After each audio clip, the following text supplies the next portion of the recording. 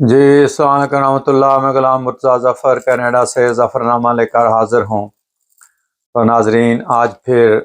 بات کرتے ہیں کرنٹ افیئرز میں اسرائیل اور حماس کی جو وار ہو رہی ہے غزہ میں، اور جس میں فلسطینی عوام کی، بچوں کی، عورتوں کی تباہی ہو رہی ہے، اور غزہ کو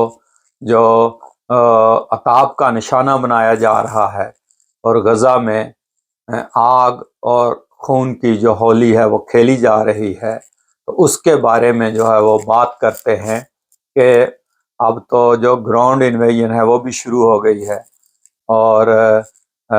اسرائیل نے جو گراؤنڈ پہ جو ہے وہ وار شروع کر دی ہے۔ پہلے تو خالی توپ خانے سے بمباری ہو رہی تھی، میزائل داغے جا رہے تھے، مگر اب جو ہے وہ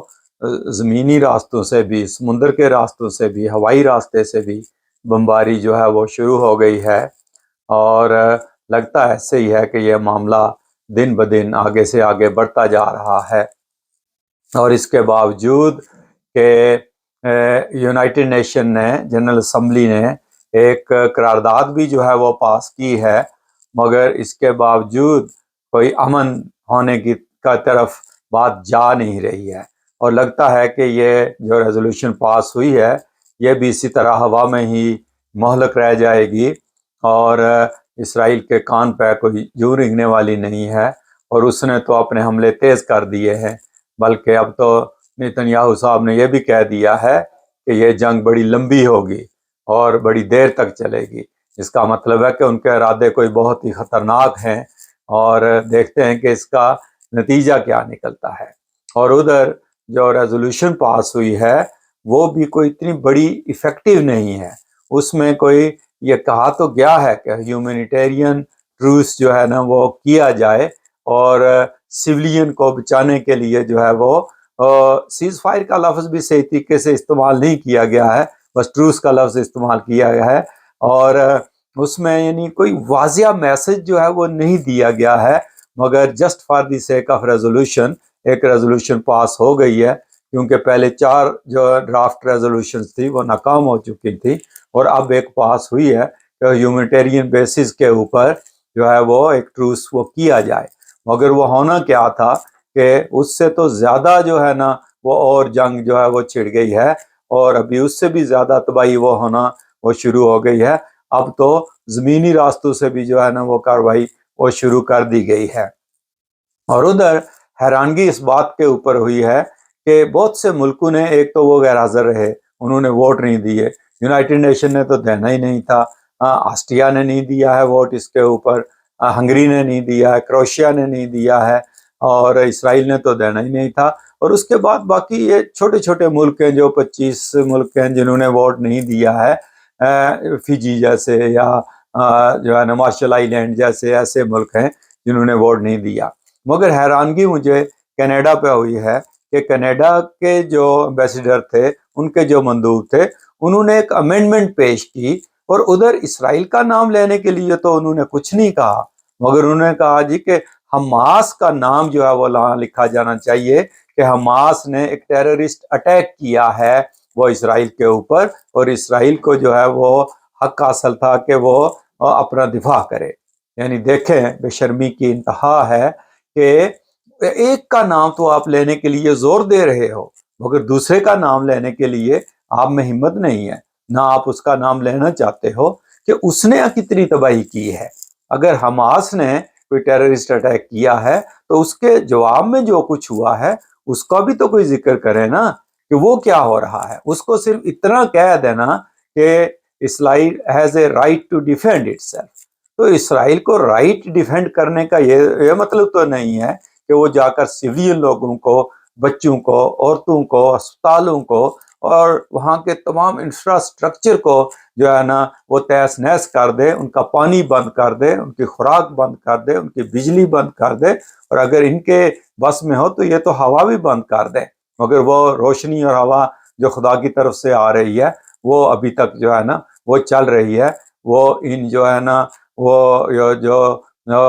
دجالی طاقتیں ہیں وہ ان کے کنٹرول میں جو ہے وہ نہیں ہے، ورنہ یہ تو اس کو بھی بند کر دیتے۔ اور اب تک دیکھیں 7,000 7,500 سے اوپر لوگ جو ہے نا وہ بچے عورتیں معصوم وہ شہید ہو چکے ہیں، مگر اس کی طرف کوئی بات نہیں کر رہا ہے۔ وہاں نہیں، جب ادھر دیکھیں کہ جو ہاسٹیجز بھی ہوئے ہیں، اب اس میں بھی دیکھیں کہ قرارداد میں جو لگ رہا ہے کہ شاید دونوں طرف اس چیز کو نہ مانا جائے، کہ اس میں ایک شک یہ بھی ہے کہ دونوں طرف سے جو سیولین ہاسٹیجز ہیں ان کو چھوڑا جائے۔ اب مجھے نہیں لگتا کہ حماس بھی اس کے اوپر راضی ہوگی۔ ویسے آج ایک بیان گزرا تو ہے نظر سے کہ انہوں نے کہا کہ ہم جو ہے وہ جو جنگ والی ہیں ان کو ایکسچینج کرنے کے لیے تیار ہیں، مگر مجھے نہیں لگتا کہ وہ سب کو اس طرح چھوڑنے کے لیے تیار ہوں گے جب تک ان کو بھی کوئی گارنٹی وہ نہ ملے۔ تو یہ قرارداد کوئی بس ایسے ہی لولی لنگڑی سی قرارداد مجھے جو ہے وہ لگ رہی ہے، اور مزید جو ہے وہ تباہی آنے کی طرف جو ہے نا وہ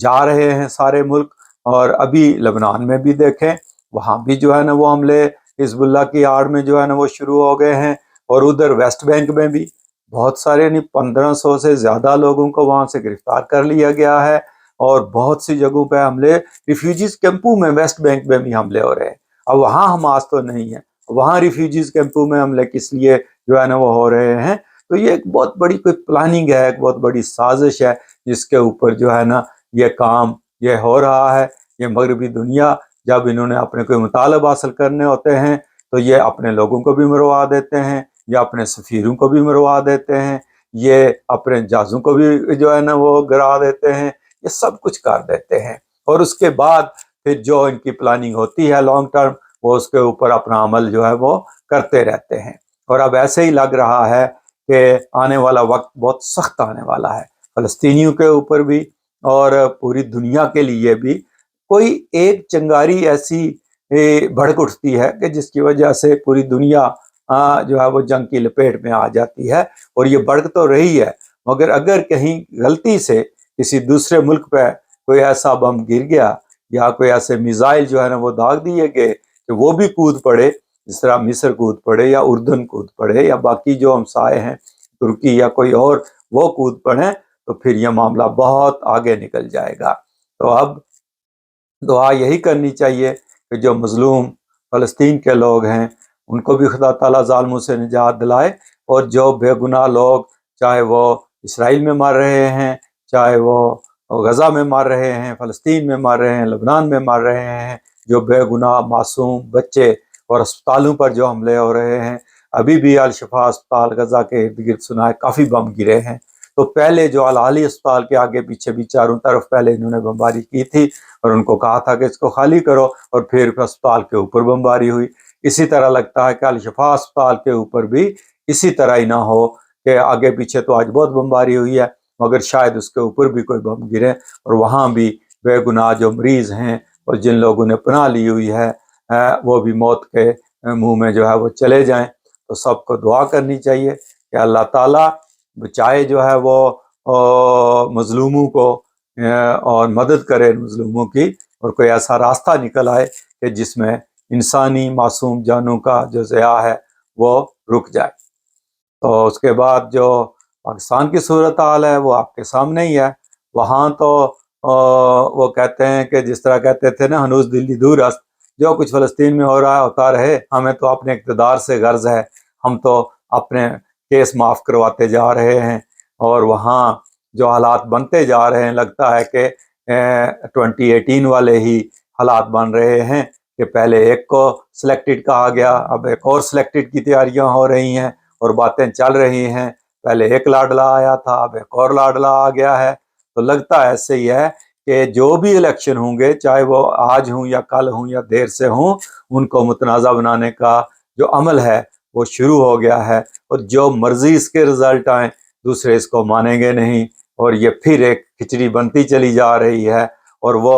جو کبھی مجرم تھے وہ آج محرم بن گئے ہیں، اور جو کبھی محرم تھے وہ اب مجرم بن گئے ہیں، اور یہی کھیل جو ہے وہ کھیلا جاتا ہے پاکستان میں، اور کھیلا جاتا رہا ہے، اور اب بھی کھیلا جا رہا ہے۔ اور اب دیکھتے ہیں کہ لگتا ایسے ہی ہے کہ میاں نواز شریف صاحب کے وارے نیارے ہونے والے ہیں، اور جو چوتھی بار شاید وہ پھر وزیر اعظم بن جائیں، مگر یہ جو ہے شیر لانے کے مترادف ہوگا اگر وہ وزیر اعظم بن بھی گئے. یہ اتنا آسان کام نہیں ہوگا. شاید ان کو عمران خان سے بھی زیادہ ٹف ٹائم ملے، مگر دیکھتے ہیں آگے کہ کیا ہوتا ہے اور حالات کس رخ جاتے ہیں. تو اپنا خیال رکھیے. اگر آپ کو ہمارے پروگرام پسند آتے ہیں تو ضرور سبسکرائب کریں ظفرنامہ انٹرنیشنل کو.